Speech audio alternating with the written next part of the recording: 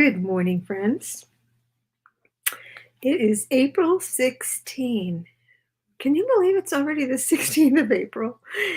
I just can hardly believe how fast this year has gone by. I can't believe how fast March and April went by.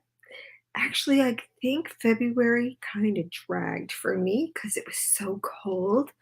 And I hate the cold and I couldn't wait for the spring. So then the spring came and time just flew. It flew by. Well, there isn't anyone on yet live. If you are on the chat, if you are on the replay, would you comment and say hello? And if you're live, say hi like Jen did. Hi, Jen. And I know there's someone else on too. Good morning. It's kind of my second time saying good morning to you, isn't it? I love it. Okay, well, we have a few people on. So if you are on live this morning, would you please put a comment, make a comment and say hello or just wave or something so I can see who's on? Good morning, Diane. I love to be able to say good morning to all of you who come on. And if you're on the replay, I will say hey to you in a comment later. That's fine. But I love to know who joined me this morning. Good morning, Carolyn. Nice to have you with us this morning.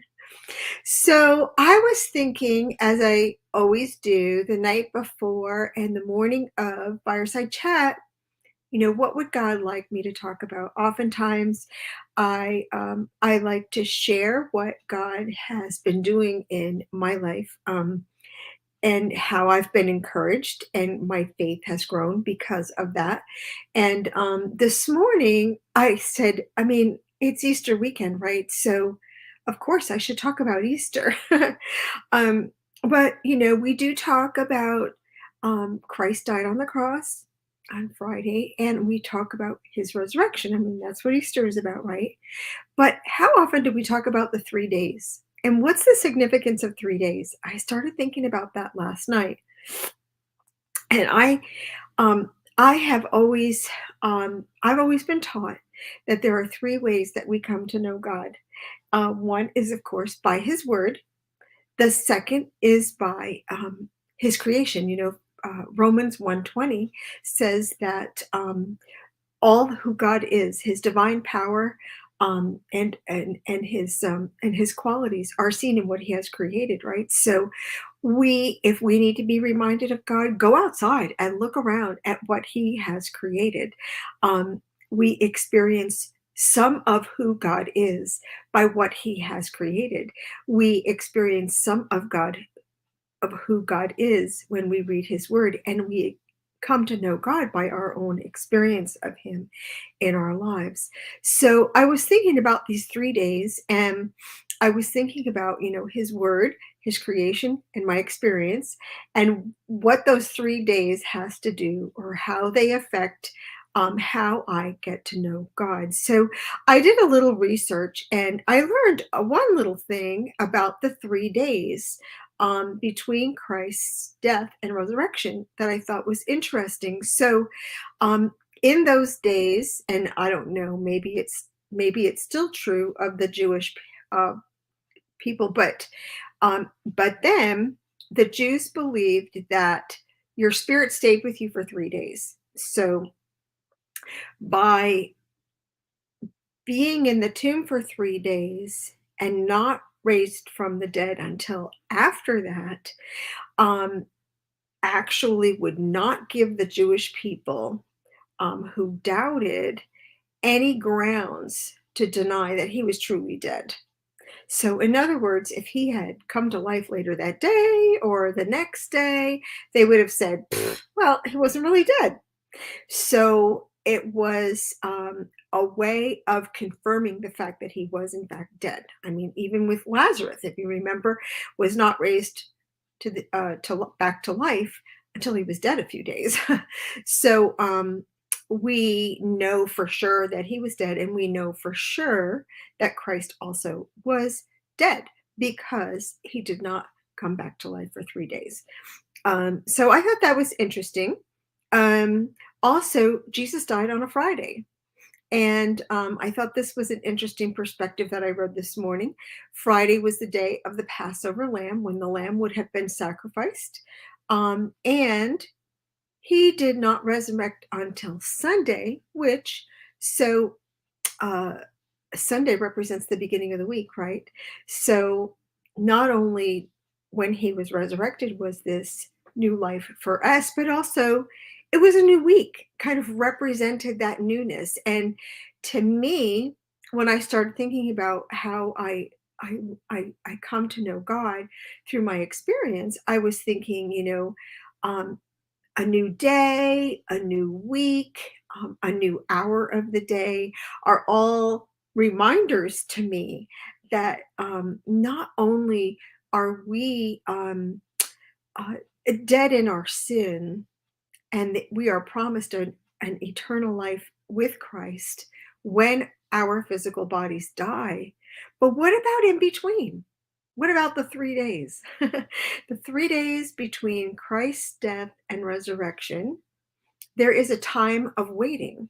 There is a time of, and I don't even know if I would even call it waiting. I'd say it's a time of preparation. It's a time of preparation for that resurrection. We have no idea what God was doing during those 3 days. Um, but we know God was doing something because he's always doing something, right? But we could not see what was happening in those 3 days. We know some things about those 3 days, but we don't know all things about those three days. And I thought, gosh, that sounds like my life. It sounds like seasons of my life where um, a season or a chapter has completely died, clearly gone, dead, closed the door, and that time period between then and the time that a new life or a new chapter is revealed, isn't there always this time lapse? There's always this period of time in between where we don't always sense what God's doing, but we know he's doing something. Um, it is in those days, it is in the days in between that we have the opportunity to grow closest to God and experience His love most. It is in those days that our faith is grown. Those are the days when our faith is grown. And and I thought that it was just really important for us to not just consider Christ's death and his resurrection, but the fact that in those 3 days, God is doing something. God is doing something, and it is always leads to the same thing, new life. It's always death always is followed by new life. And, those 3 days, those preparations for that, okay, always happen in our personal lives as we're waiting for, um,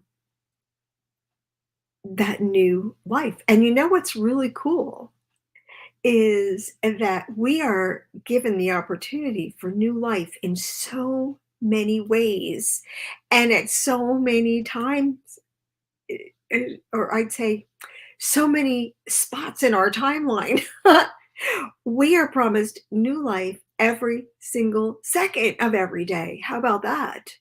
So we go from the extreme of we're promised new life when our physical body dies and we're taken face to face to Jesus and we're given a new life eternally with him. We're given a new life every single day we wake up. The scriptures tell us that his mercies are new every morning. We also know that he forgives every single day. He is a God of second chances. He is a God who gives us new opportunities every moment of every day. So, resurrection for us to new life can happen all day long.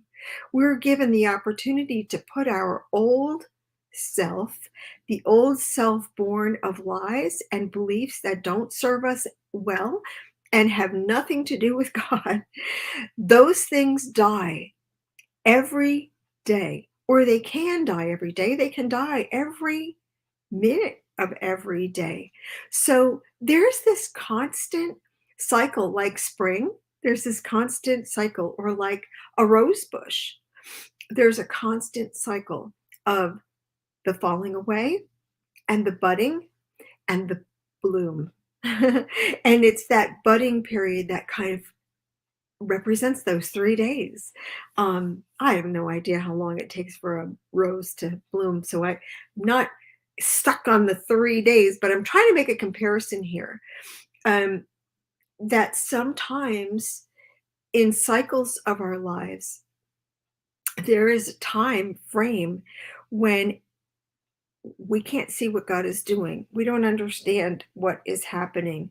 We feel stuck in the middle of something that's gone and something we sense is coming, but we're stuck in the middle. Has anybody on this morning, or if you're on the replay, has anybody experienced that? Do you know what I'm talking about?